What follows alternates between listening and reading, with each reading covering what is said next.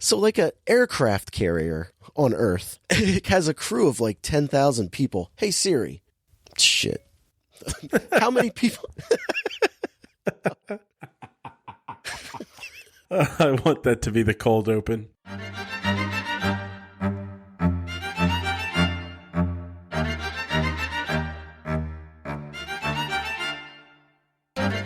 Welcome back to This Week in Film. It's the weekly podcast where we get together and talk about the movies we've seen over the past 7 days. I'm Nick Panunto, joined as always by Midwest Matt Lauer. Matt, how's it going? I'm doing great, Nick. How are you? I'm good. Good.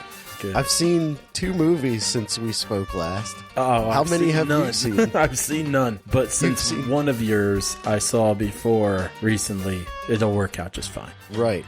And, in fact, you've seen both of the movies I've seen. Ooh! I look forward to finding out what the other one is, and the listeners probably look forward to finding out what either of them are. So I saw Star Wars Episode 9, The Rise of Skywalker. Excellent. And The VelociPastor. Oh! Yay!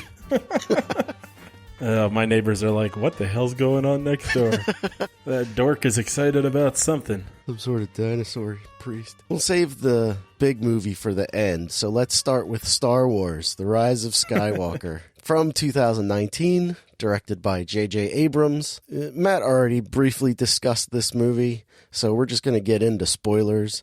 This is going to be a spoiler-heavy episode because the other movie Matt has also seen, as we have already said. So you've been warned. Star Wars, Rise of Skywalker. I didn't hate this, but I'm not sure if I liked it. Mm-hmm. The first hour I thought was quite good, except for a few things here or there. Really? But the first hour, I was like the whole, because I went in with the lowest of expectations. You're honestly, welcome. You and the rest of the world. Oh yeah, there were other people who agreed. Yeah. I wasn't oh my the God, sole voice. we gotta back it up a little bit. Oh, because I saw the movie in the theaters. Yeah, preview corner. Preview corner. And for listeners who have never heard this show before, that's me doing an impression of Nick's theme to Preview Corner. It's pretty great. It sounded just like me. I thought so. So my preview corner is kind of long, but I'll just kind of cruise through it because I don't think there's anything you haven't talked about. But the first commercial, I'm also going to discuss the commercials that popped up that were worth noting. The first commercial that happened after I sat down while the 20 or whatever it's called anymore was still on Nuvi or something, was a commercial for Charmin where a cartoon bear is pouring out water telling me to go pee now. And I thought that was uncomfortable. I did not care for that. I wanted the cartoon bear to go away as soon as possible. After that, there was a featurette on the new Top Gun movie, Top Gun 2 or Top Gun Maverick, basically about how they shot it with these IMAX. Why does that sound weird? Am I saying that wrong? No, IMAX. Yeah, that's right. Yeah, IMAX. Big screen, big camera. Large format. There we go. They strap these IMAX cameras inside the cockpit of all these planes, and I guess all of the airplane stuff is real, and it was pretty interesting to watch. And then as it was ending, I was like, oh, this movie looks rad. Like, I'm on board. I'm sure it'll be terrible, but it might be right up my alley. But I realized that in this featurette, they don't talk about what the movie is about at all. It's just here's some airplanes. Remember the first Top Gun? Probably going to be the same, and I'm okay with that. After that, there was a commercial for Amazon Prime, which I thought was odd at the movie theater because Amazon Prime is killing the movie theater. Yeah. Why would you watch a movie here when you could watch something that came out a few months ago at home? Wouldn't you rather be on your chair at home? So I thought that was odd. Then there was a commercial for Sprite. And in this commercial, a young lady goes to order a Sprite and the guy working behind the counter in this, like a 7-Eleven or whatever, is like, oh, you want a Sprite, huh? What are you, a famous rapper? Oh. And the girl's like, no, I'm the greatest rapper. And then she just imagines the next 20 years of her life culminating in her own video game. And then it cuts.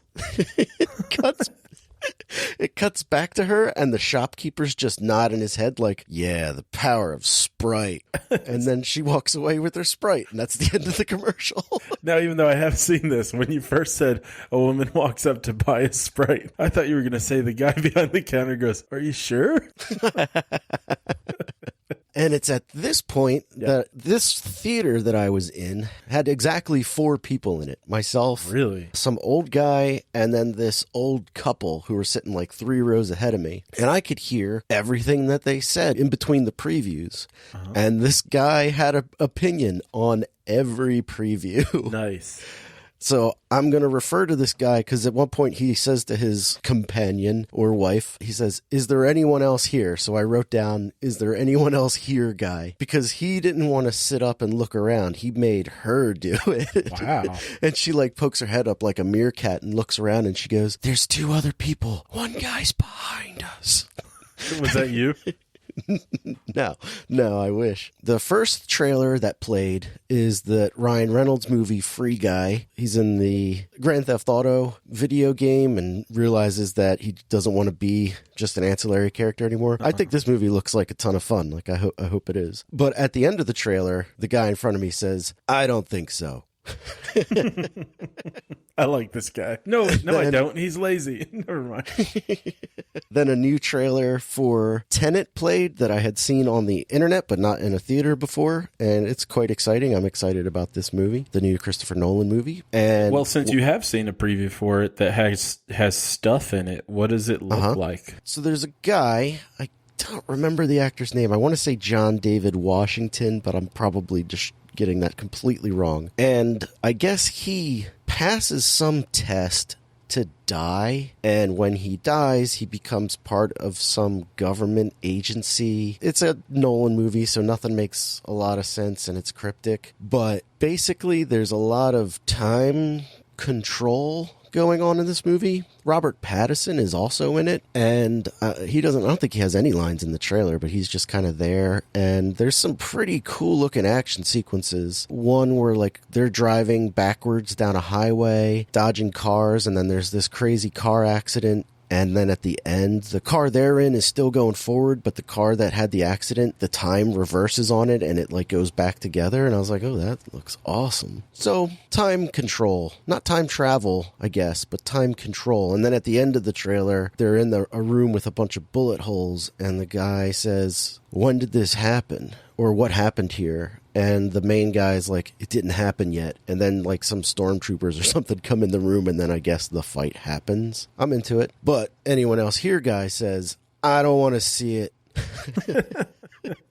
And then I guess this is what you saw the other week, which is Barb and Star go to visit Del Mar. Yeah. And I mean, this is a Kristen Wiig movie, and I guess like the producing team from Bridesmaids. So I don't know. I kind of like Kristen Wiig movies, but I haven't seen many of them. I like Bridesmaids enough, but I don't know who these characters are. I don't know if this is like a Saturday Night Live, like you were saying, a Saturday Night Live character, but I've never heard of it. And I didn't get anything from this trailer. Like I didn't get anything from it. And I was like, what? Right. And so that ended. And then the guy says to his wife, why won't they just start the movie? So he just fundamentally doesn't understand what trailers are. He doesn't get it, yeah. Hey, by the way, I don't know if you knew this or not, but John David Washington is Denzel Washington's son. Really? So yeah, I knew you didn't know. Did I get it right? Yeah. Oh, all right. Wait. Oh, I can see the resemblance now.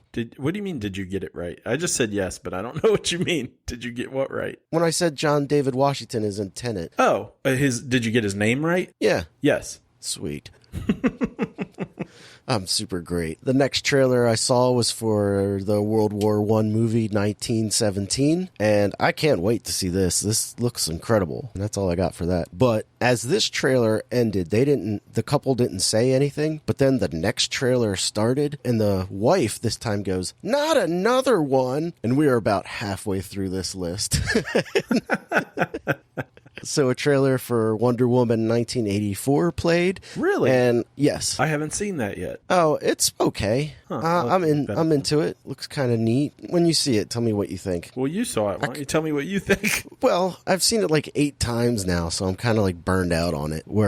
So it's 1984. Thank you. And yes. So, I know you don't get on. to do Preview Corner nearly as often as I do, but I don't know how this works. Let's not let the big ticket down. Preview Corner is like previews for previews, so you got to tell us a little bit about what to expect when we see this preview. All right, let's go back. Wonder Woman 1984 is the same team from the first Wonder Woman movie, except now instead of being World War I, it's 1984, and all of the exciting visual quirks that come with the 80s. So there's a lot of that. I don't know what the bad guy's name is. I've read it, but I can't recall it. Kristen Wiig is also in this movie, and she plays Cheetah. This is what I screwed up the other day the other week when we were talking about that animated Wonder Woman movie, where I was like, I can't remember if her name is Cheetah or Cheetara. Cheetara is from Thundercats. Right, okay, so then it must just be Cheetah. But they don't show her as Cheetah at all, and in the trailer they show her and Wonder Woman just having like lunch together, and they seem very friendly. But the bad guy in the movie, who looks like guy from Firefly, the captain from Firefly, whose name I can't remember right now. Of course I can't think of it. But apparently he has some magic rock that makes wishes come true, and I guess that's how they get Chris Pine to be in modern times,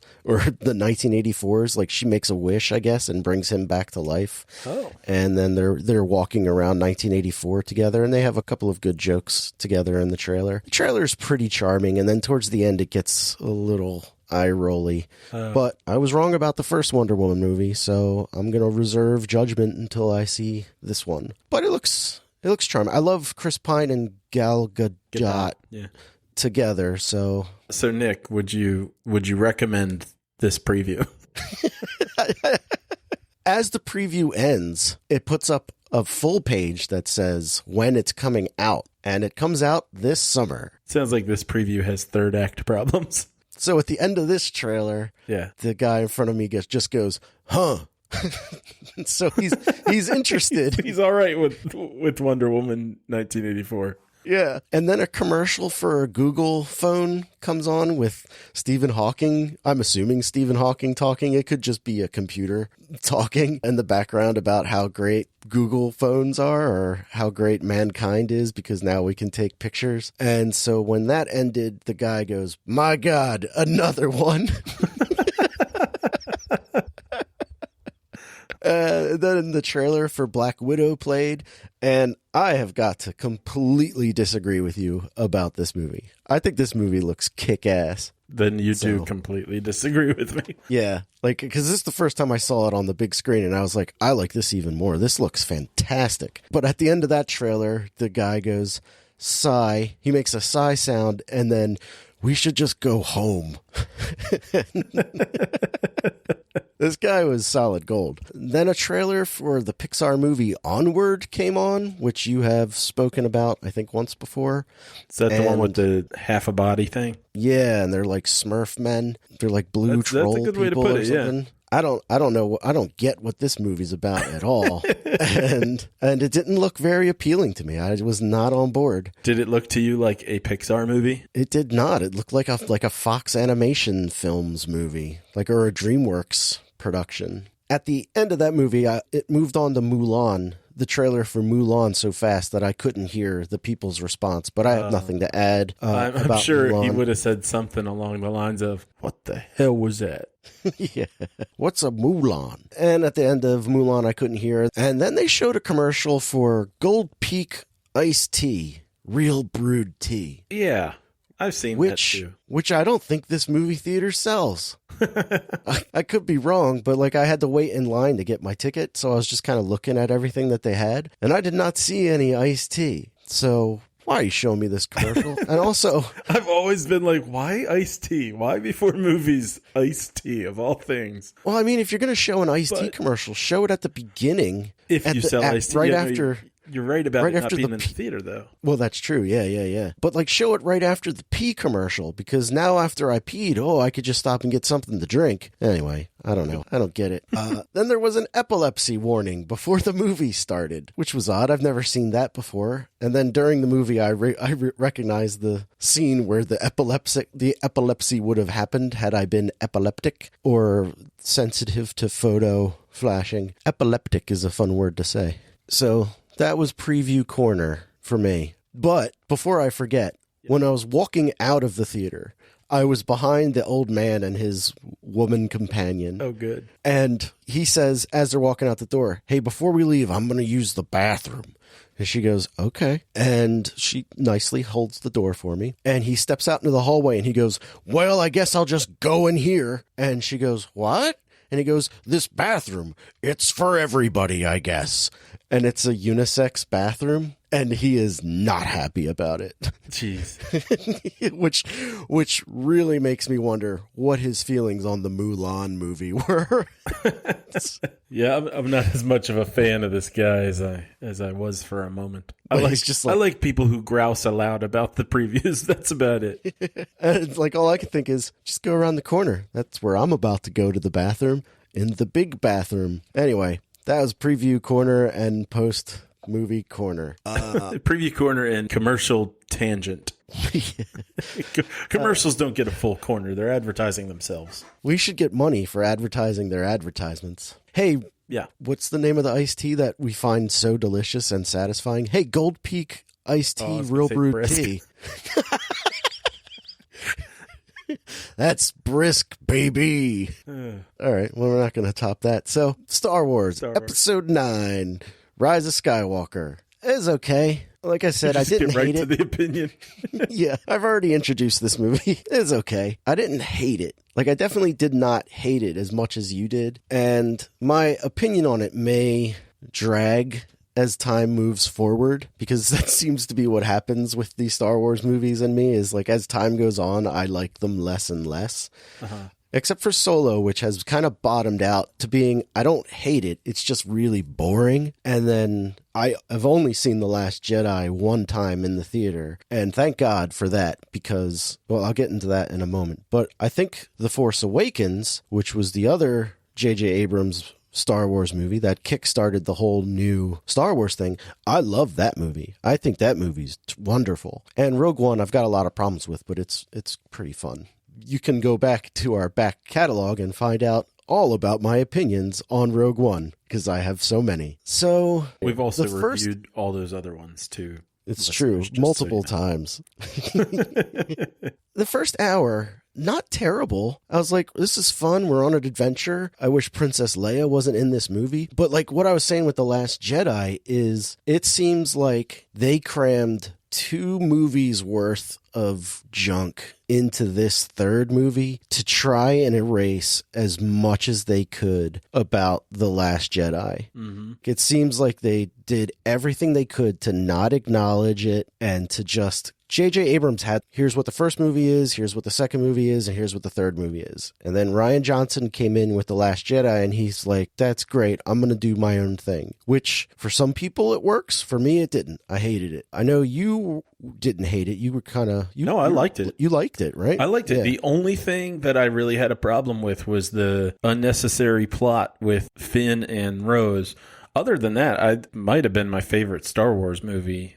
At least in terms of finding it really interesting. I enjoyed it a lot. I mean, I did like Rogue One a lot. I'm okay with the original trilogy. I hate episodes 1 through 3, but I like the original trilogy well enough. I like The Force Awakens, but I definitely liked The Last Jedi more than Force Awakens. Great. So, but because I'm so unfamiliar with the Last Jedi and have forgotten lots of it, except for a few things here and there, I was relieved while watching this movie, because if you just pretend that The Last Jedi didn't happen and this movie has picked up maybe a year or two after The Force Awakens, and we're just on this, except for the Kylo Ren stuff at the beginning where he's looking for the dead live, which was stupid. That was terrible. I was like, what? Literally, this is the first line of the entire movie. Where the dead speak, right? Or the dead speak or something like that. And I went, what? And then I was just kind of like, well, I mean, the Jedi are able to talk from the dead, so maybe why can't the Sith? So that makes sense. And then it's just literally zombie Palpatine. He's just like there, and Kylo Ren's like, let's just make a deal since you have all these Star Destroyers. And the first real complaint that I have, where do they get the crew for these Star Destroyers? They try to address it in that meeting that Kylo Ren has with all his generals, where they're like, we need to increase their ranks. Like, they just need more soldiers. And I went, oh, okay, well, that makes sense. But then, like, an hour, this movie takes place over like 18 hours. Like, the ticking clock is they have 18 hours to stop Kylo Ren's plan for bringing the Emperor back to the world with his Final Order super ships. And it's 18 hours, which is such a short amount of time because you gotta sleep. There's no time to sleep. And they gotta go to all these different planets. They get to a million different places. So many places. Let's start my day. I wake up, have my cereal, take my shower, get dressed, make my lunch for work, drive to work, get there, get settled in, and at this point, 3.5 hours have passed of my day, and I have accomplished nothing yet. You know, like, you've been on the same planet the whole time. I haven't even gotten into one spaceship, and 3 hours are gone, which means I have 15 hours left to save the world. It's just they should have given them like a month. We have 1 month, because where do all of the Empire's soldiers come from to man these ships? The ships that came out of the ground? Yeah. That were built at some point? By the ring wraiths who live in the stands? That none of that makes any sense. Where is the crew? Where did these people come from? Because only Kylo Ren knows how to get here. At least with the Death Star. So like an aircraft carrier on Earth, it can, like, has a crew of like 10,000 people. Hey Siri. Shit. How many people? I want that to be the cold open. How many people are on an American aircraft carrier? I found this on the web. She's useless. So it's like thousands of people work on an aircraft carrier, right? So a Death Star has got to have tens of thousands of people working on it, which means let's just split the difference and say each Star Destroyer has 20,000 people on it. There are like 200 of these Star Destroyers that seem to be fully manned and fully operational. Over 6,000 people. Is that what it is? That's okay. What it says online. Okay. Let's just say 20,000 people for these Star Destroyers because they're so big. And if there's 200 of them, that's like 200 times 20,000. Like 400,000. Numbers people haven't even comprehended yet. Where are these soldiers coming from? So that's stupid. Getting away from the Kylo Ren stuff at the beginning, where it picks up with Finn, Poe, Dameron, and Chewbacca on their little mission or whatever they're doing, and then they're getting chased by Imperial TIE fighters and all that stuff. I was like, this is fun. This is fun Star Wars stuff. I'm just going to pretend that second movie didn't happen, and this is their next adventure. Because technically, in the second movie, they didn't do anything. So now they're doing something again. They just took a breather in that second movie, and now they're back to action. And they go on this stupid adventure where he does hyperspace skipping or something. I don't know. Completely violating everything Han Solo says in the first movie about you can't just jump from spot to spot because you'll just end up in an asteroid field. And they come out of hyperspace in canyons. And I think at one point they're in Cloud City. And then there's all this other stuff, but they're able to navigate around everything because they're super great. I didn't care. I was like, whatever. This is fun. At least this is fun. I'm having fun. And the movie cuts to Rey, who's training on wherever they are, the not Yavin 4, and she's being trained to be a Jedi now by Princess Leia. And I thought that was kind of interesting, where if instead of her going to find Luke Skywalker to train her to be a Jedi, Leia just did it on her own, I thought, oh, that's an interesting idea. Or she works with Luke for a while and then goes, Luke's like, I have to stay here, but Leia will help you out, and they do that or something. I liked that concept. I hated Carrie Fisher in this movie because she has clearly filmed all these scenes for another movie, and they're just being put into this, and she's just been like photoshopped into everything. Yeah. And I also noticed that she must have only said the word Rey one time, because they keep playing her saying Rey the same way each time, and it's just her going, Rey, it's me, Princess Leia. I don't remember her sounding like Rambo at all. But if you feel like it's the same audio, I'll believe you. I feel like my son, Kylo Ren, is going through some difficult choices. Yes, Princess Leia, or General Organa, he is having a tough time. Rey!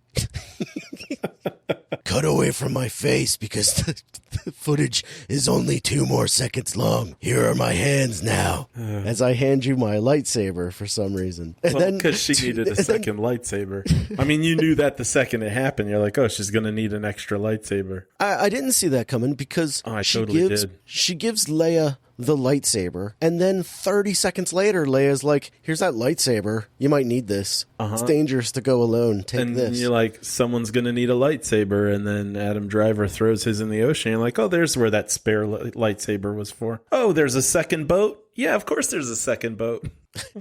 Of course there's useless. A spare anything we need. What was even the point of putting Finn on that? The point was bad writing. Nick, this movie's bad writing. The first half is fun. The second half, it all falls apart. So, see, we don't even agree on that. I like the second half more than the first half, because the second half actually has Rey and Kylo Ren interacting, and the first half is just jacking off for an hour. I like the jacking off. I know you don't really care. I don't care for the... I don't really care for the whole Rey Kylo Ren thing. I thought it was interesting in the first one. The second one had some good moments. This one has some good moments. Yeah. But then at the end, when they're just trading extra lives with each other, and then they start making out for a second, and then he's like, oh, shit. I'm dead for some reason. It's just, why are you kissing her? One, you kind of hate each other, but 2, there's been no passion between the two of you. No, like, we can't be together because we're so different. It's just been, we're both very powerful people, and be with me. Okay. Let's develop a relationship. I want to talk about this with you. So I agree with you, and I disagree with you, and then I agree with you again. I agree with you that it's weird when they kiss. It doesn't seem like it quite fits. Although, I believe it was in The Last Jedi that, like, she was talking to him through, like, Force appearance, or, like, you know, Force can on a string kind of thing. And he's not wearing a shirt. And she obviously is taken aback, or I don't know, she's abashed. I don't know quite what the right word is, but she's like, please put your shirt on. And it's not like a put your shirt on because I don't like it kind of thing. But I feel like, this is where I agree with you again. I feel like the romance part isn't suggested strongly enough, and that for the most part, I feel like they seem a lot more like brother and sister. Yes. Than they are like romantic partners. And that's why there's a connection where she wants him to be able to turn good, and he just wants her to be by his side, and it feels much more siblingly than, and I really like fraternal. That. Yeah, and I really, really like that. And so when they did kiss, I was like, oh, this doesn't really fit for me. But other than that moment, I feel like this whole trilogy, they're the best part, the two of them. Yeah, I liked some of it. I don't like how Kylo Ren was just able to appear wherever. I don't care. I don't like their whole Force phone call stuff. I like it until they are able to just hand things to each other. And I'm like, what the hell is going on? What is happening here? Did it bother you when Skywalker left the dice? The dice. Yeah. I think he gave Carrie Fisher Harrison Ford's dice. Is that in The Last Jedi? Yeah. I don't remember that. I know you don't. I look forward to you watching that again sometime and skipping the crappy Rose Finn part and seeing what you think of it then. I don't expect you to do a complete 180, but I do kind of wonder how you feel about it if you could. I wanted to watch it again before I saw this movie, but I'm glad I didn't because I feel like I would have thought about it too much or like tried to connect the dots because this movie desperately tries to distance itself from it. The Rose character in this movie was a pretty disposable, pretty throwaway, where she's just in it because they can't not have her in the movie, but they also didn't have anything for her to do. Yeah, that's because J.J. Abrams reads Reddit. But she's useless in that first one, or in The Last Jedi, too, so I was like, okay. I didn't like her in The Last Jedi either, but I thought they had a window for her to just be dead at the end. And there's a lot of windows for dead characters in that movie. Does Laura Dern die? Oh, yeah. Does she just, is that her mission? Is she just going to crash the super ship into the aliens or the bad guys? I mean, it's not her mission, but that's what she does. She kind of kamikazes the ship through it in hyperspeed or whatever. And then in this movie, they're like, we should do that. And they're like, nah, that was dumb. Like, okay. We lost our super ship. Fine. That was an awesome moment in that movie, but all right. There's about 30 minutes in this movie where I kept going, when is Laura Dern going to show up? And I went, oh, wait, is she dead? Yeah. I think she's dead. I liked how Finn and Poe were together for most of the movie, and I liked a lot of their interactions. There's that one sequence where Poe is hot wiring some speeder on that desert planet, and Finn comes up to him and he's like, now, how do you even know how to do this? That's pretty funny. That made me laugh. I like that a lot. And there was another moment similar to that I liked too. I like their little moments together. Maybe it was when they're in the underground tunnels where he wants to tell Rey something, which I don't think we ever find out what he wanted to tell her. Nope, never find out. That's terrible. Yeah, it's stupid. Just realizing that now. Maybe he just thought it was something cool to say to somebody before you die, so that you're like, if we were in quicksand together, I could be like, Matt, I never told you about the and then when you get underground and you're just totally fine for no reason at all, you could be like, what? And I'm like, I had nothing. I just thought it would be cool. I thought you'd appreciate that. I thought you'd appreciate that at the end. But at the bottom where Rey's like, what were you going to tell me? And he's like, I'll tell you later. And Poe walks by. He's like, when Poe's not here? And he's like, yep. I was like, that's funny. I like that. And then the terrible snake sequence happens. To let you know that she can force heal things. Right. Which I didn't know was a thing. But when the snake shows up out of nowhere, this giant snake out of nowhere, and C-3PO yells, serpent! That killed me. I thought I didn't hear that. I'll admit. I think it's C-3PO or somebody, but they just somebody yells serpent. And I went, oh.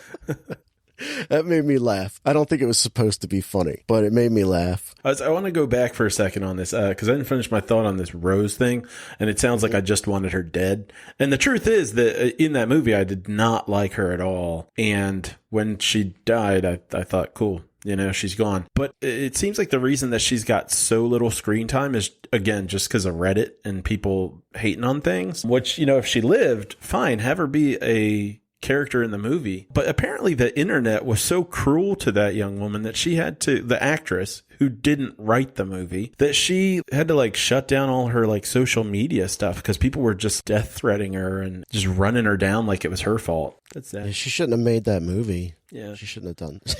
Stupid one girl responsible for all of Star Wars. Actor takes job. How dare she? Yeah. Actor takes job in world's biggest movie. What a monster. Yeah. But you and I are on different pages with the Poe Finn stuff. But if I'm not going to give you a hard time for that though. Because I mean, if it's something that the movie's doing to try to entertain you and it works and you're entertained, then good. Yeah. Another thing that irked me was way too much C-3PO in this movie. Oh, well, they had to set him up for his big death scene because it was so important. Yeah, which was great because everyone was just like, yeah, let's do that. Everyone's just like, yeah, shut him down. And C-3PO is like, what? And then they take that away too. Yeah, absolutely. Like, that's what I'm saying. It's not important at all. And there's no reason that anybody in the theater would even believe it would be because by that point, you've already seen Chewie die and come back in like 30 seconds. Yeah. I'm jumping around here. But the little guy that you said was your favorite thing, is it the thing that hacks into his brain? Bubba Frick or Baba, whatever his name is. Yeah. Yes. That guy was great until he shows up at the end, where I was like, oh, go away now. Go away. I think because at the end he's all CGI, whereas in the movie he's like a puppet, and the puppet has like this level of gremlin-ness to him that I really, gremlin without skin on feel that I really liked. But he was funny. Like he was charming. But what I think would have worked better for that C-3PO scene is because they are so indifferent about him. Like, they don't give a shit. He's just a robot to them that they can't stand but need to use sometimes. As if they're like, there's a chance that his memory could be wiped. And they go, oh, that sucks. All right, plug him in. And he's like, what? And then they just show, instead of doing I'm taking one last look at my friends. Because that's pointless, because you're going to counter it 20 minutes later when R2-D2 gives him his memory back. But if he's sitting in the chair and then he reboots as like evil C-3PO, which I thought was kind of cool. I thought that was neat. Although I don't know why. I don't know why just because you're reading a language you have to become evil or whatever. But then he likes. By the way, hang on. Sorry, didn't mean to pause you, but pause. Oh, what the hell? He can't. I'm sorry. My programming doesn't allow me to do unforgivable spells or whatever. Like, I can't translate Sith language. It's not okay with me. That's what the fuck? Like, this is the reason that they're shutting him down temporarily, which I still don't care about. And you're right. I think the characters are supposed to be responding like they are worried about him, but they're just like, it's so rushed that you can't tell if they're concerned or not. I don't think they're concerned at all, and I think that's what makes it what would make it work more is, one, if they were more cavalier about it, where they're like, fine, plug him in, I don't care. I think you're making this movie more interesting than it is. I think you're absolutely, the audience is supposed to be like, oh no, C-3PO, and so are the characters, but it's got like 3 seconds to show everybody's face, so you don't actually get to see them like shed a tear or like hold their breath or anything. No, I'm saying the opposite, is that the characters don't care about C-3PO. I know you're saying that, and that's what I'm saying about you making it more interesting than it is. I am saying, Nick, you're wrong. These characters are meant to care, and it's just done so poorly that it doesn't seem like they see what you're saying. Yes. Okay. And Nick's mind is going, well, that's interesting. They don't care. That's kind of funny. And I would agree if it were on purpose. And also in my fictional movie, I like so C-3PO stands up and he's evil C-3PO, which I liked. And I wish that would, like, he was like half evil now. Like every so often he would just turn on, his eyes would just go red and he would do bad things. Yeah. But not malicious things, because he's still a nice guy. I thought that would be funny, or a neat I wanted little him twist. to start blasting people.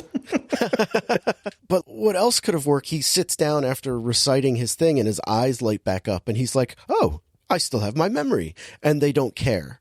And they're like, great, we got to go.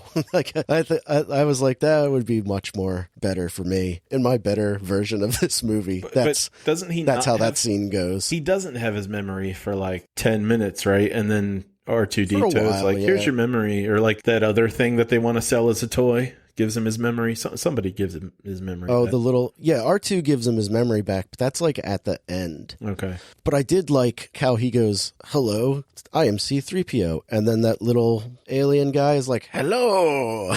And then later something happens where that guy, I think it's at the end, where that guy Busker shows up and C-3PO is like, oh, I know him. He's my oldest friend. By like 4 seconds. I'm like, that's kind of a good joke. That was kind of funny. I'll give you that. I'll give you that one. But yeah, I think that would have worked a lot better for me if he just woke up and he was like, oh, I'm still me. And they're just, great, let's get out of here. Because he's just a can opener.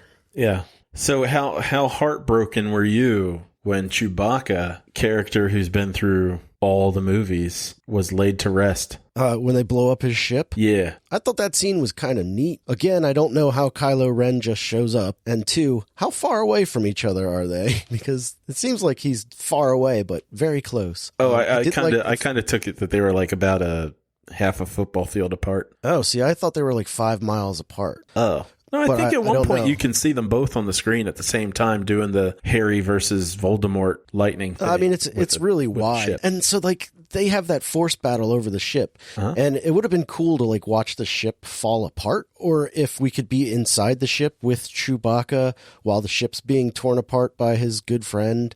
Well, you couldn't be because he wasn't in there. Oh no, what a twist. And so that made that whole scene meaningless, except that Rey has force lightning, which I guess, according to video games, all Jedi have that. You just have to go down the dark path, which is supposed to be like, oh, is she going to become a bad guy? And that's the thing I don't get about the end of the movie at all is, let me finish with that scene with Kylo Ren. Be my guest. So she murders Chewbacca in her head on accident. Right. And then Finn is like, hey, we got to go. And Kylo Ren is right there. Why doesn't he just stop their ship from taking off? Because he's already shown he can do that. Yeah. Just don't. Just let it go. He's just like, I'll get you, you wacky kids. Chase after her at all. Well, his ship gets destroyed. Like, that makes sense why he can't go after her. No, I mean, like literally, like, run. Like, chase after her instead of just watching her walk away. Yeah. Handful of problems with this scene. The fact that it doesn't matter at all. And the fact that there's apparently another gigantic transport ship that, as far as I could tell, they were going at like, I don't know, 30 miles an hour. I'm like, why didn't they see it? They're on that big hill. They're sitting there watching this crap. They know to yell down to her and be like, hey, I see you out there. Hurry up. We gotta go. Didn't see that giant ship next to the other ship, but whatever. There are two identical ships right next to each other. Yeah, stupid. That was dumb. Still like the first hour.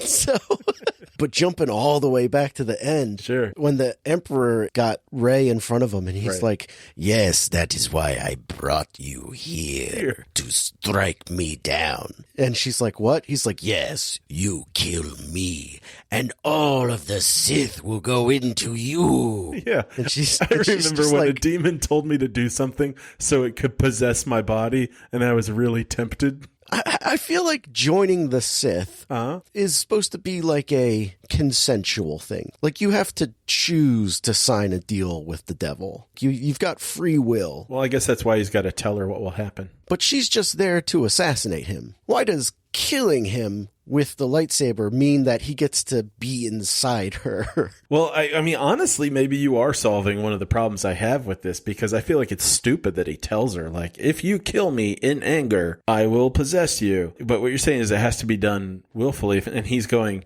if you kill me, now that I'm telling you, now that you know, you are signing a pact by killing me. But that's like, it's still not an agreement. You can't just make someone sign a contract. Like, I can't come mow your lawn without your consent and say, you owe me $10 for mowing your lawn. But if you tell me, hey, let me mow your lawn, it's going to cost you $10, and then I let you mow my lawn. This is weird.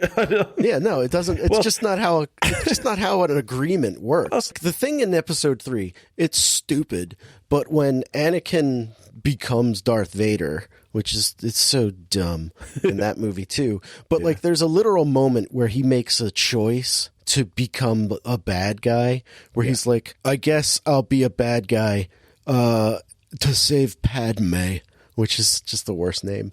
He's making a willful, conscious decision to do this. He wants to do it for a reason. Where in this movie, the Emperor is saying, you're effed. I nearly swore. You're the one always telling me this thing is rated E. I like to keep it clean. And well, then I'll you be can more say careful. whatever you want. I don't care. And so he's saying, no matter what you do, I win. No. Which, I mean, he's the bad guy, and he's trying to sell his side of the story. But he's not saying that because she could just not kill him. But she still kills him. Well, this is another him. Dumb part, Nick. I'm telling you. It's dumb. This is the thing. She doesn't even kill him. He kills himself. I think that's how they're trying to get away with this, where it's like, again, like Harry Potter, where Harry tells Voldemort, he's like, if you try to kill me, it's going to backfire and kill you because I actually master that wand. And then Voldemort kills himself, and that way everyone can be like, wow, Harry didn't have to murder anybody. And here... Spoiler alert for Harry Potter. Yeah, sorry, folks. You should actually follow that series. It's got a lot more depth to it. But in this, except for The Last Jedi, had a little bit of depth. But anyway, in this, she's not killing him. She's protecting herself with the 2 lightsabers. And he, perhaps not realizing that he's electrocuting himself, keeps going. Keeps blasting away. Keeps going and disintegrates all of his own skin. Yeah. What I liked is when he opens the moon roof that he has and she sees that her friends are getting eviscerated in not space because apparently they're just in the atmosphere, which I thought was very confusing when they landed those transports on that Star Destroyer and they're just running around outside the ship, which I liked. I was like, oh, we haven't been on the outside of a ship before. This is kind of fun. That was kind of wait, are we not in space in the Star Wars movie? We're just in the air? Don't like this. And it's supposed to be like echoes of Return of the Jedi, where the Emperor presents Luke the rebel fleet losing to the Imperial fleet. Right. And he's like, you could make all this end by just striking me down with your Jedi weapon. And like he's just tempting Luke to try to kill him, knowing that Vader will protect him. But like when Luke makes that decision, he'll be turned to the dark side or something. Like, I don't understand Jedi rules, I guess, because why can't you just get mad for a second and then go, hey, I'm cool. I needed a minute to chill out. It's dumb. But like in this movie, he shows Rey the battle overhead, and they're much closer to the action in this movie. And he's like, you could make all of this stop by allowing me to become you, or allowing me to be part of you, or whatever. And then you would be Empress, and then you could just stop the war, or whatever. Like, I don't know what he's really offering her at all. And she seems really tempted at the end because it will save her friend's life for a day or something. Don't really understand. If she kills him, then she will rule over everything. And so she can just make the war stop. But the idea that he's inside of her, co-possessing her body, I don't know. It's sort of like he wants that to drop off her radar. It's like, once I possess you, you'll be in control. Yeah.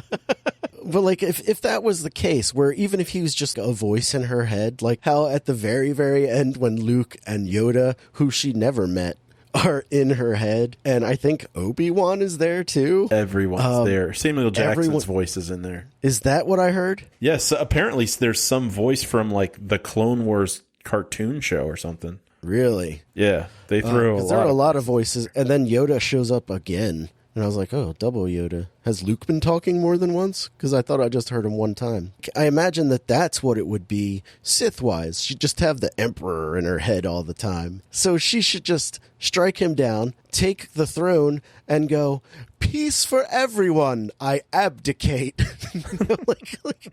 Why does her taking the throne mean she has to be evil? Even if she does have to be evil, why can't she just kill herself after she kills the Emperor? That's a fair question. It just doesn't. Maybe if he was like inside of her, though, he would stop her from doing that. I don't know, man. Yeah, I guess. It's dumb. That's the only thing that makes sense. The Emperor didn't belong in this. The whole thing's dumb.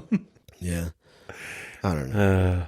I thought about asking the internet, but that would be a waste of time. God. Because there was one time I brought up, probably in the Star Wars subreddit, I asked a question like, this part. I'm trying to remember. Yeah, it's going to be seamless. But how is he, like, okay, I got it. All right. Take 4.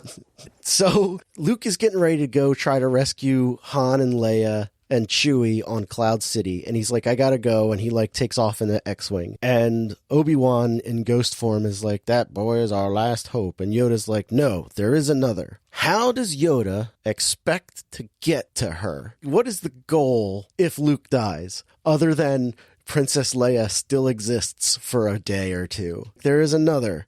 Who's going to go get her and make her a Jedi? And you asked this online? I did. And the answer I got was, you idiot, it's the Force. That's how he would do it. And I'm like, but he's never spoken to her. She doesn't know he exists.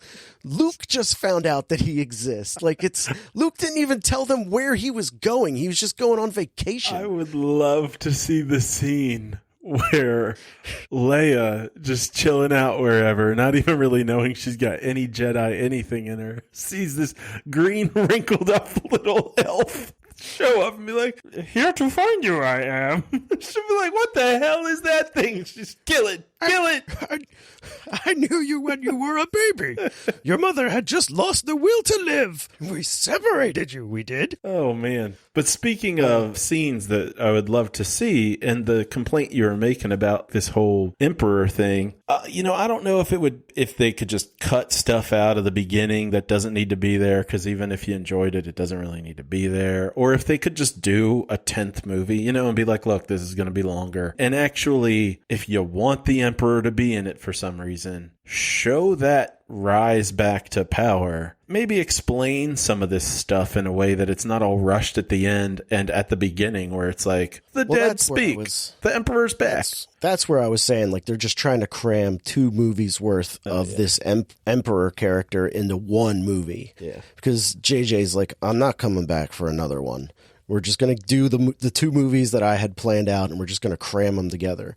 And the first movie was much better than the second movie. And in some people's opinions. In all the smart people's opinions, the first movie's better than the second movie. Whatever. They could have just brought somebody, if they couldn't have Rian Johnson do the third one, they could have just brought somebody in who wasn't J.J. Abrams either. Because if there's anything that he should be the last person to be doing, he's the last person that should be doing it, it's wrapping something up. That's a good point. And I don't believe, I honestly, I could be wrong on this, obviously, but I don't have any actual belief that whatever his original 3-movie plan was, that it was actually any good. Because I've seen J.J. Abrams work before.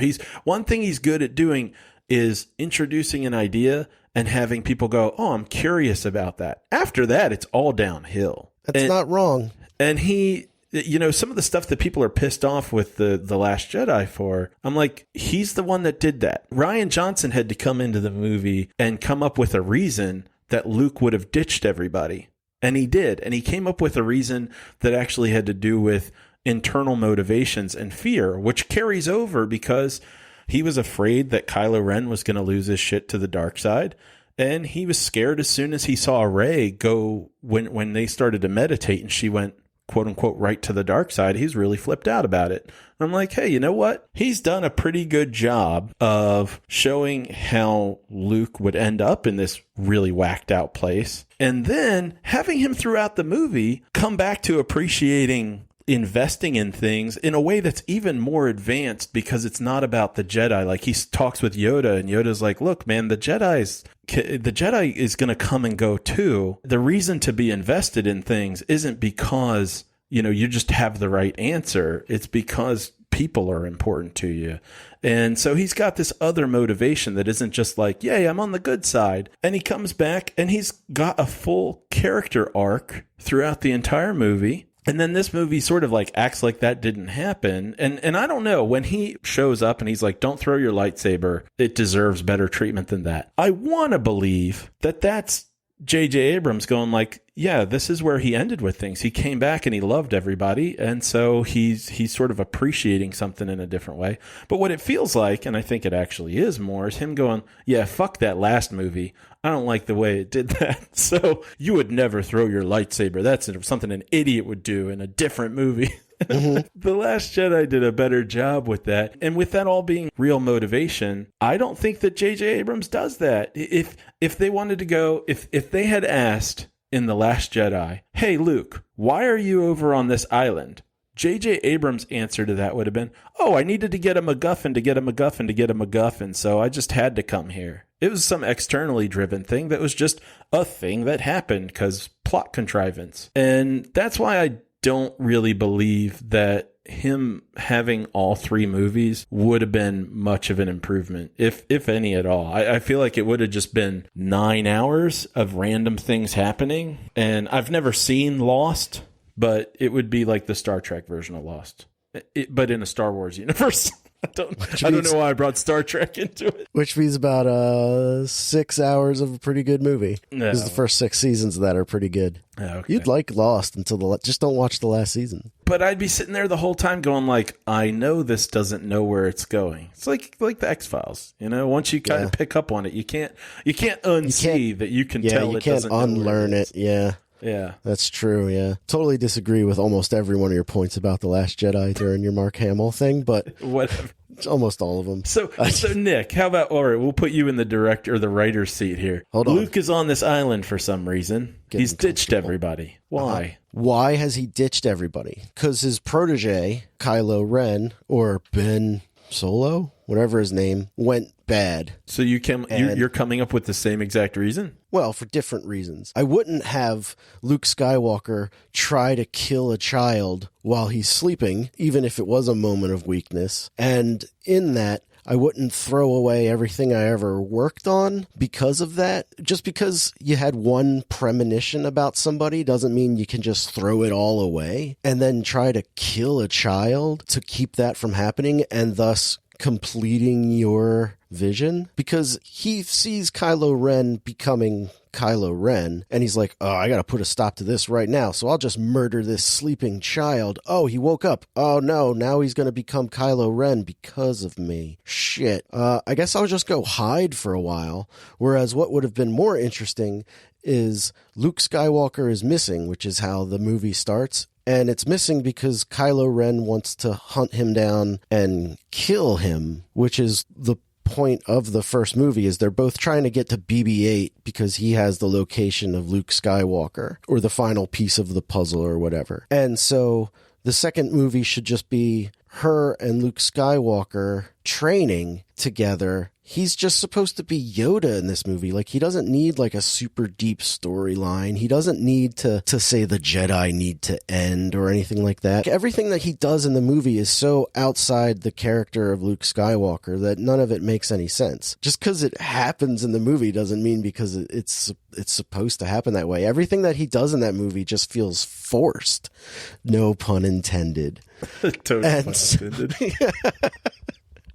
As I was saying I went, ooh, pun. Again, it's been so long since I saw it, I don't really remember all the Luke stuff, but like the battle at the end, when he's facing Kylo Ren on that field, Kylo Ren should realize that he's not there. They were that in tune with each other that when Obi-Wan and Darth Vader are both on the Death Star together in the first Star Wars movie, Darth Vader's like, something weird's going on here. I feel something that I haven't felt in a really long time. And then by the time he runs into Obi-Wan, he already knows he's there. He's like, what's up, dude? Been a long time. Whereas in The Last Jedi, Kylo Ren jumps out of his weird ground ship thing and faces Luke Skywalker and doesn't realize that he's not there. It doesn't make any sense. One, why doesn't Kylo Ren fight dirty and like just push him down with the Force like he tries to with Rey in this movie? Like, they both get dirty with the Force when they're fighting on that remains of the second Death Star. But he never I tries hope that's the name of the porn parody.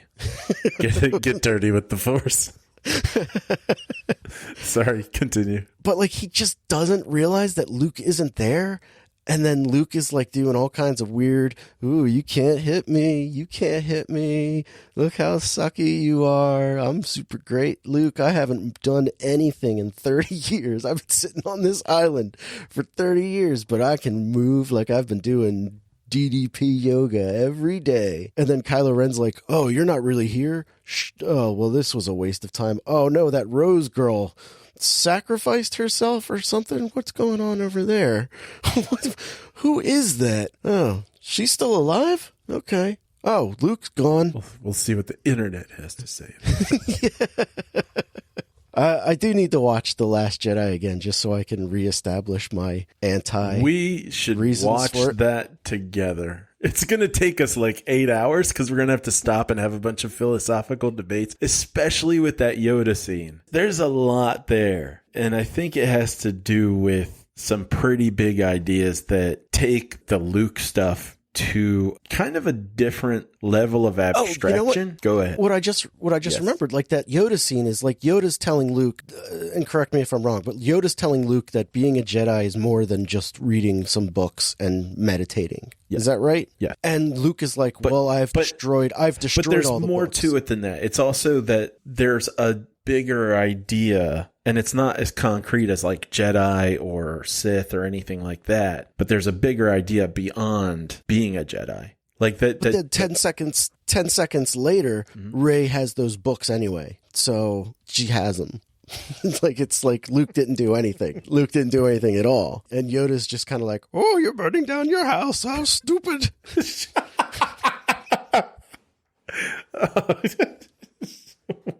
Okay. All right. I got nothing. I'll give you this, though. I'll give you this. J.J. Abrams might not have made a better second movie, but Nick Pinunto could have. It's true. At least better than J.J. Abrams. I don't know about better than Last Jedi. That's you could edit out some of the crap. I want to be clear on this. The ideas that I appreciated from The Last Jedi I thought were really, really great. And there was some bad stuff in there in the movie. But anyway, we could probably debate The Last Jedi till the end of the world. So coming back to this. Another thing that I like is, before I get to that, a thing that I hated, they get to the Scotland planet or whatever, where the remains of a Death Star are. First off, I thought we were going to get to see Ewoks because they were talking about Endor. And I was Ewoks were the thing that I was like, well, why don't you just fucking throw Ewoks in here if you're going to have all this fan service crap? And then they were. Yeah. Oh, at the very end? Yeah. I was like, oh, well, if you're going to shove them in at the end, why not just have them go to that planet in the first place? Because they already sold those toys. They wanted to sell other things. Yeah, and it seemed like they're trying to set up some other franchise with that girl from that planet and Lando, where he's like, where are you from? Also, it seemed like Lando either had a stroke or Billy D. Williams was drunk on the set the whole time, because he was slurring his words. I appreciate you saying that, because I honestly something didn't feel right to me about the Lando stuff, but everybody was so excited to have Billy D. Williams back that everyone just kept saying it was perfect. And that was terrible for me. I feel like I couldn't say it. Like, it didn't work for me. I thought he was terrible in this movie. And I don't think it's Billy D. Williams' fault. I think they were just like, well, let's throw Lando in here. And then he just shows up on that planet. And it's the problem that I had when they did The Force Awakens in the first place, which is Han Solo's war never ends. He's just on to his next adventure. Like, he never retires, and neither does Lando, neither does Leia. Like, all these guys are just on adventures until they die. Well, I mean, Harrison Ford was still coming back after he died. Yeah, I did not see that coming. I'll be honest about that. Anyway, so they get to that planet where the Death Star has crashed. And even though it exploded. Well, I mean, it breaks up into pieces. I could see that happening. That was kind of cool. Watch that scene again. There's still pieces.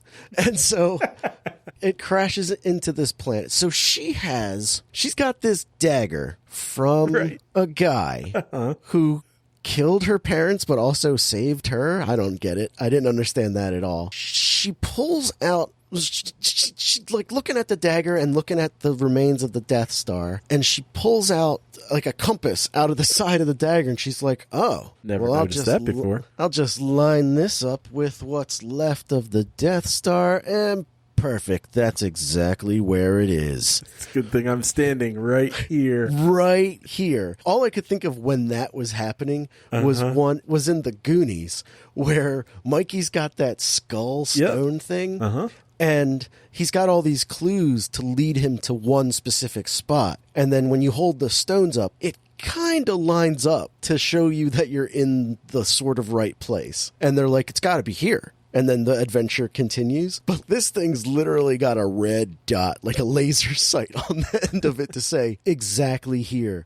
This is where it is. And in the future, when you have this knife, this is what pieces the Death Star will be in order for you to line it up properly. But then they have that argument about, we have to get over there now because the clock is ticking. And she's like, we have to go now. And they're like, well, we can't go now. And she's like, well, there's no time. And Poe Dameron's like, we have no choice but to wait. And then she just leaves on that boat that they have and makes it with no trouble at all. Oh, yeah. I mean, after all the, you're not going to be able to get over there till tomorrow. This is way too dangerous. Yeah. She's like, nah. She gets over there with no trouble. Finn and the other girl get over there, no trouble. So what was the hassle? Like, what was the reason we couldn't go anyway? As the Screen Rant guy would say, it's super easy, barely an inconvenience. That guy's the best. He is. He has his own YouTube page. If you I haven't follow seen it that. too. Yeah, there's a recommendation for the listeners. Ryan George, check him out. Yeah, he's great. He's the best part of that Screen Rant. Like, I wish I could unsubscribe to everything they put out except for those pitch meetings. You know, my sister started watching those pitch meetings because I showed her a couple, and she said that because she's into like online advertising and stuff like that. So she said she was reading the stuff down below, and like tons of the comments say that. They're like, why is there anything else to this channel aside from this dude? They put out like 10 videos a day that you gotta like just skip past trying to find the one good video that's from that guy. I don't mind some of their other stuff, but he's definitely the best part. Most of their stuff is just 5 reasons why Rick and Morty's going to be the best show of last year. And Rick and Morty's a great show, but like it's all clickbaity titles where I'm just like, ugh. And then I tried to watch one literally yesterday, because I liked it. I don't remember what it was. I was like, ooh, that sounds interesting. And I clicked on it, and 2 minutes in, I was like, nope, this is a waste of my time. Anyway, so that scene continued. The scene we were talking about 5 minutes ago continues with her inside the Death Star, and I really liked that. I thought that was cool because it's like how we first met her, where she's climbing through the remains of a Star Destroyer on Jakku. Okay. And I wish that they had acknowledged that a little more, where she says, I need to get over there and I need to do this. And he's like, you're not even going to know what to do when you get over there. And she's like, I've been scavenging these ruins since I was a child. I know what I'm doing. But instead, she just leaves. And then Finn follows her over there, and then Kylo Ren shows up after she fights the vampire version of herself with a super weird lightsaber. The double-ended lightsaber that folds and unfolds. Mm-hmm. I thought that was going to come back. I also thought when Kylo Ren showed up that she was still in the corridor, like the Death Star or whatever was still messing with her head. Because how did he get there? You know, like he just shows up again. Well, I suppose we should stop talking about Star Wars now. I feel like there's more. I don't know. There's so much more. That's true. But I'm going to watch the movie again. Like when this movie was wrapping up, I was like, I'll watch this movie again. I don't want to watch The Last Jedi, but I would watch this again. I'm sure I won't like this movie more. When am I going to watch it? No. Well, I was going to make a suggestion, and I was going to say when Rise of Skywalker comes to DVD or whatever, I mean streaming, I guess. VHS. Then, Beta, I'll come out to Delaware and we'll watch all 3 of them. And we'll do a big review, and the listeners can skip it because they've already heard all this. I have so much more, but we just have to get to the VelociPastor. We got to get the VelociPastor. And, man, I hope you enjoyed this movie as much as I did. So, the VelociPastor from 2018. You may have heard Matt talk about it last week. And what did you say about it, Matt? That you loved it? You thought it was great? Yeah. I thought it was a lot of fun. You gave it 4 stars and thought that it was the best comedy you've seen in years? Did I say that part? Something like, well, you definitely gave it 4 stars. I did. Hold on, let me think about whether it was the best comedy I've seen in years. Maybe. Well, I agree. Yeah. I totally agree. I went into this movie wanting to hate it. I was like, oh, I'm going to rip him apart. I don't get high. There. I went into this wanting to hate it because I was going to do like I just did, where I introduced it and I was going to be like, what is wrong with you?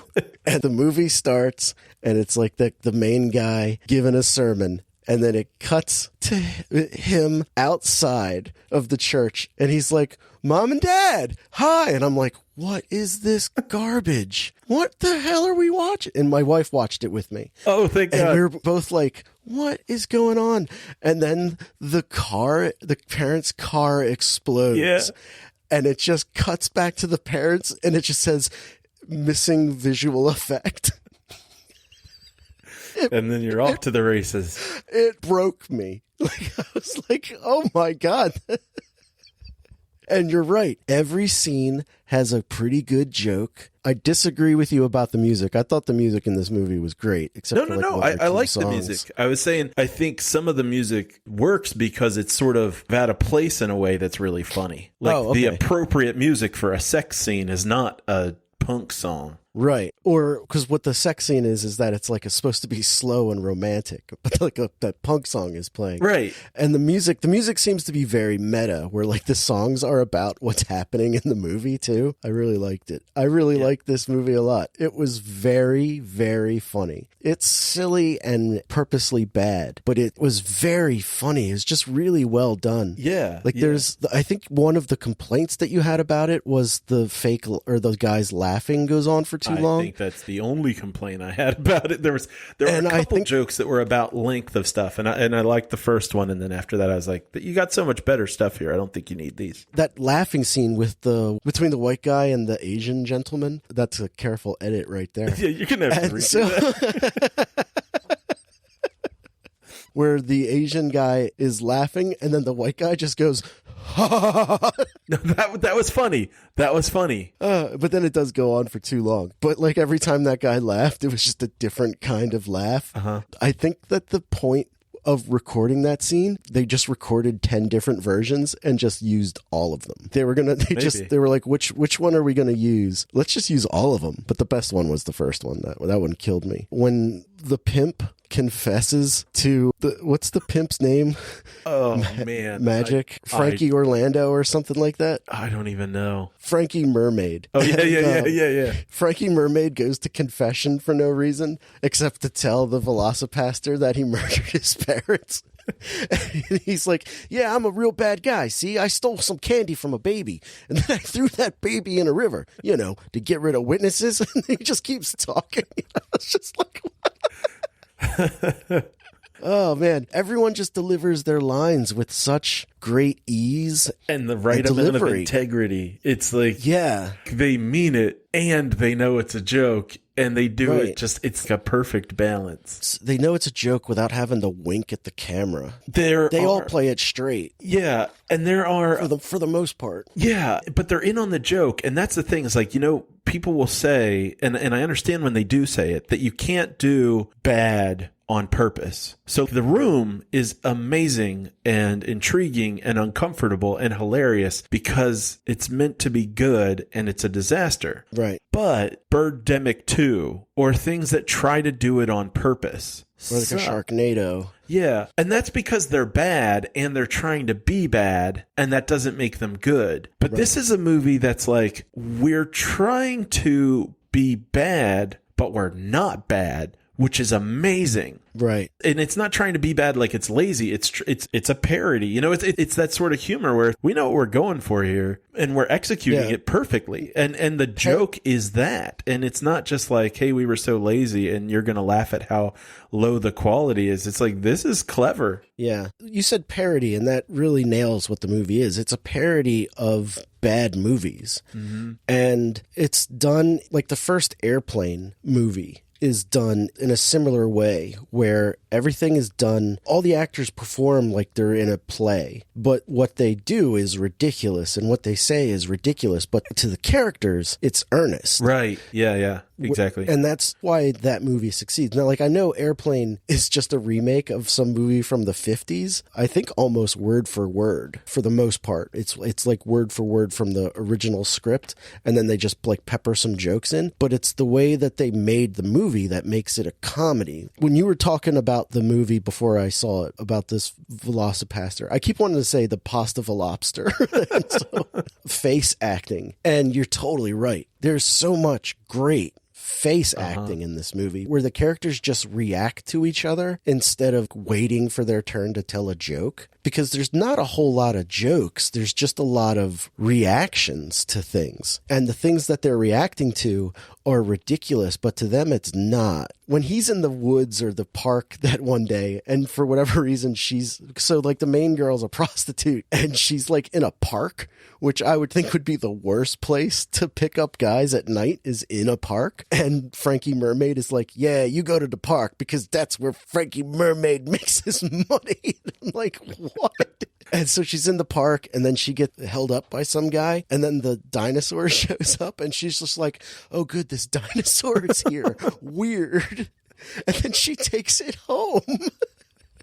And then that scene when he wakes up the next morning and then she comes into her weird apartment, which is a one room. I could not figure out the math of her apartment. I think it's the other part of the apartment that they used for the guy. Yeah, it's a good point. She comes into the room with a cup of tea or something, but her whole apartment is that one small room. So where did she go? And it's got that tiny ass bed that they both slept in. And at some point he was a dinosaur and he thinks that they slept together because he doesn't believe he was a dinosaur at this point. Right. And Yeah. he thinks he just blacked out and banged some prostitute. Actually, he doesn't even know she's a prostitute yet. He's a priest, so he's taken a vow of chastity, and he's horrified with himself. But then he's like, how was it? You know, like, how was it? And she goes, it was weird. And he's like, well, you know, it was my first time. And she's like, yeah, me too. And he goes, oh, really? She's like, yeah, I'd never seen a dinosaur before. And then he just like takes a step back and goes, what are you talking about? And then like the camera just moves in on his face and he's like, what are you talking about? Oh God, it was so good. Yeah. It was really good. It's a good movie. Everyone, if you want a goofy comedy, check it out. Like, I don't think it's going to be everybody's cup of tea, and trying to recommend it to, like, I was talking to people at work yesterday and I was like, I have a ridiculous movie to recommend and it's, please check it out. This is the title, and please just trust me. It's dumb, but it's really funny. I feel like if it hit your sense of humor, it's going to knock it out of the park. I really enjoyed it. And I went in wanting to hate it. I was like, finally, Matt watched Betrayed, his own version of Betrayed. And he's trying to convince, like, I don't think Betrayed is good. I just thought it was fun. And I was like, I'm going to destroy him with this. And I loved it. I was so disappointed. My wife loved it too. We were watching it in the basement and our twins woke up. So my wife was like, well, I got to go put the twins to bed and I'm not coming back. And I'm like, well, I'm going to finish this. She's like, well, just watch it upstairs, because she wanted to see how it ended too. And the movie is the perfect length. With any comedy, there's the moment where you're like, all right, when's this going to end? This movie ends right before that hits. The dinosaur kung fu sequence goes on a little bit too long. It ends, and it ends right when it's supposed to, right before you're like, all right. Like, you never get to that point. I think my other favorite part of this movie is when we're with the other priest and he starts talking about his time in Vietnam. Yeah. And his buddy gets shot by somebody, and then his girlfriend shows up. This sequence is the moment. Oh, no, hang on. So it was when and 2 seconds later, when the guy dies, the first guy dies, when he's like talking to him and he's like, I'm glad you're here and we're fighting this battle, and then you're dies. You're going to name your son after me, right? After your good buddy. And then there's a flashback of now while he's there saying it is sort of a ghost as stuff is. It just, I don't know, it like looped over itself, and it was hilarious. And that's the moment I texted you and said, you have to watch this movie. The next person that comes running towards him is his girlfriend for no reason. Yeah. She's just running towards him. And then Vietnam. She explodes, and another soldier comes over, and he's like, I don't think she's going to make it. Yeah. And he's just covered in what's left of her. And then the old priest is still doing his voiceover or whatever.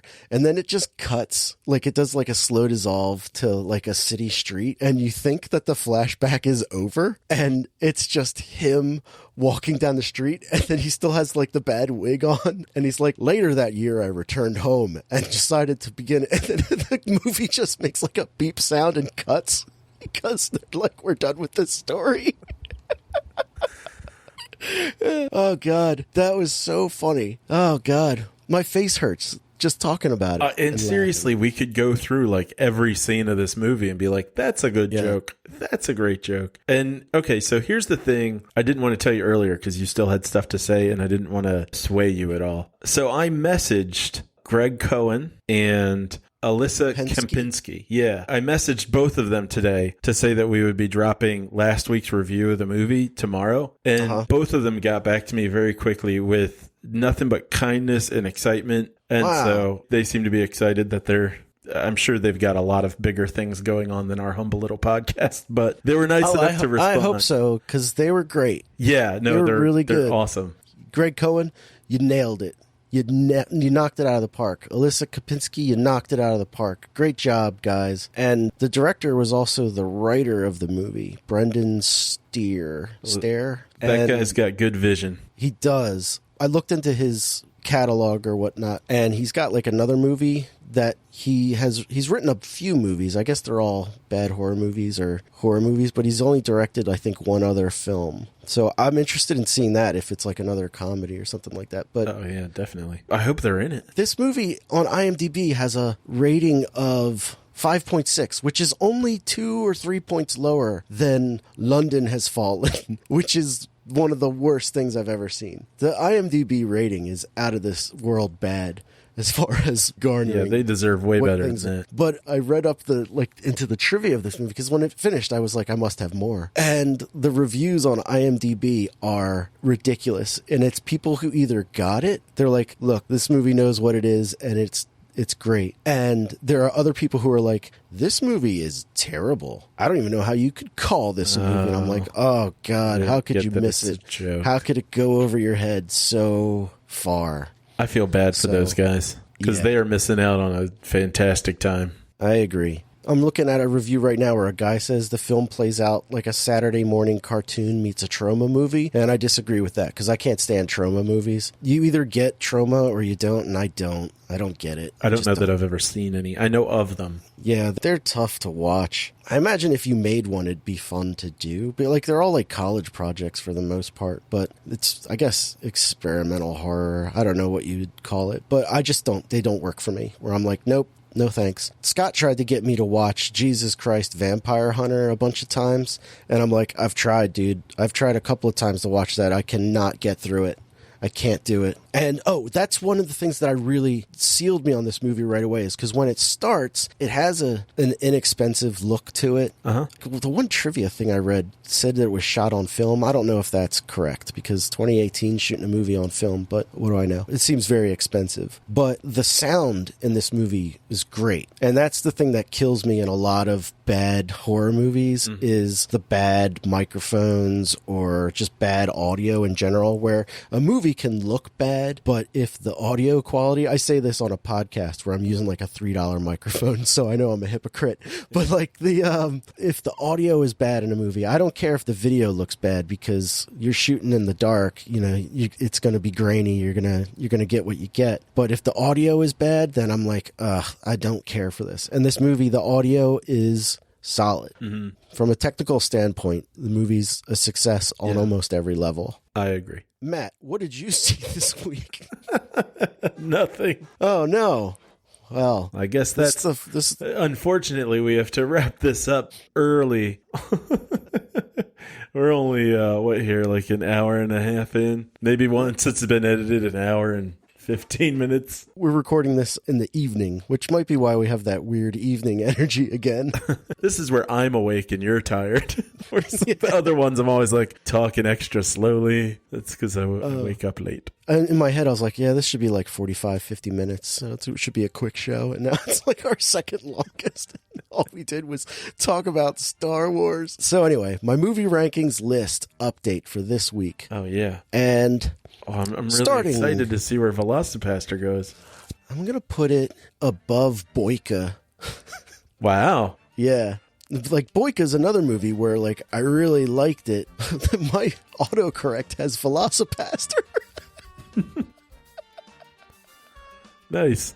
I typed in VEL and it just popped up VelociPastor. That's probably because I've texted you about it. Oh, that's creepy. Oh, yeah, they're paying attention. Boyka was fun, but it was bad. But it was like a good fight movie, like a legitimate good fight movie, but it's terrible.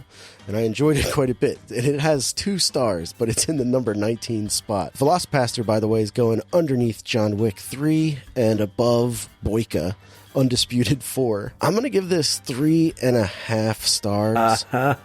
Nice. And a total recommend, absolutely. I'm torn. Like, I also kind of want to give it 4 stars, but there's just something that's missing from it. Not sure what. See, you know what disappoints me now is because I'm looking at my own list, and I would put VelociPastor above John Wick 2 and 3. Really? Yeah, I'd actually, if I could replace it, it'd probably go between Ready or Not and 10 Cloverfield Lane. I can see this movie easily becoming like a 5-star movie for me. Yeah, like, I think it's going to keep climbing the list. Yeah. But even my wife today was like, we should just watch VelociPastor again. You know what? VelociPastor is going to be, it's going to end up being the opposite of Lady in the Water, where if you watch anything after you've watched VelociPastor, the other thing's going to seem worse because VelociPastor's good.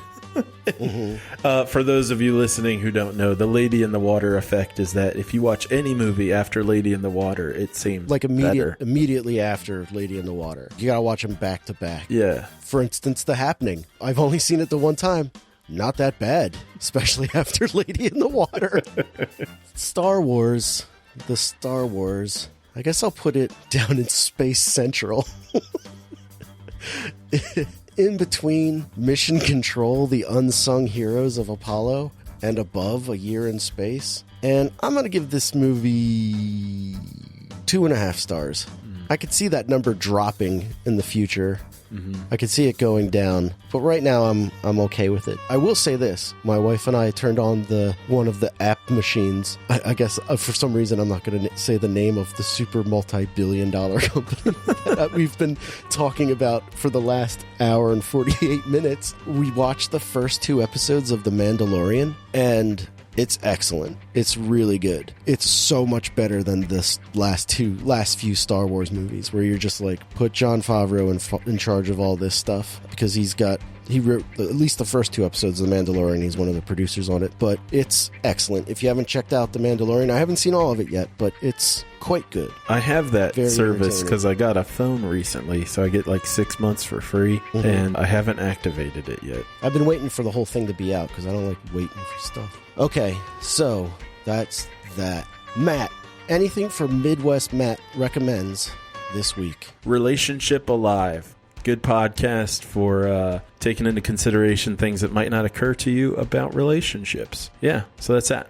Okay. If you want to see our movie ranking list or anything about the show, check us out at thisweekinfilm.com. It has not been updated in quite some time, so enjoy that. But you can find links to all of our stuff at thisweekinfilm.com. If you want to tell us what you saw this week in movies, send us an email or drop us a line on all the available social medias, except for the TikTok. We're not on TikTok. I'm not sure what that's for. Yeah, me neither. I'm old. I guess if that is the end of the reel, we'll see you next week in film. Judge movies, not people. Han, it's me, Princess Leia. Why don't you love me anymore? Jesus.